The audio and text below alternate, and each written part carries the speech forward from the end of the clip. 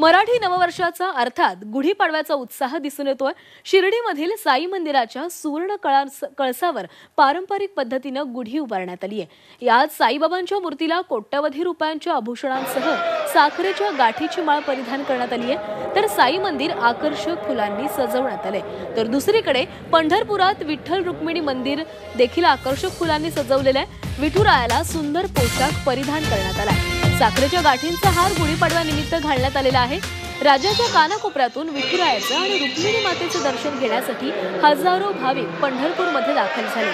तर धाराशिवमध्ये पहाटेपासूनच आई तुळजाभवानीच्या मंदिरात विविध धार्मिक कार्यक्रमांना सुरुवात झाली आहे। गाभाऱ्यामध्ये देवीची विशेष महापूजा, अभिषेक आणि महाआरती संपन्न झाली।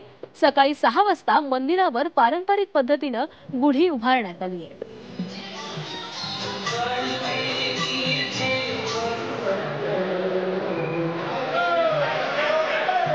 आज बघतोय आपण राज्यभरातील विविध मंदिरांमध्ये आज नववर्षाचा हा उत्साह पाहायला मिळतोय। या ठिकाणी अनेक भाविक देखील दाखल झाले।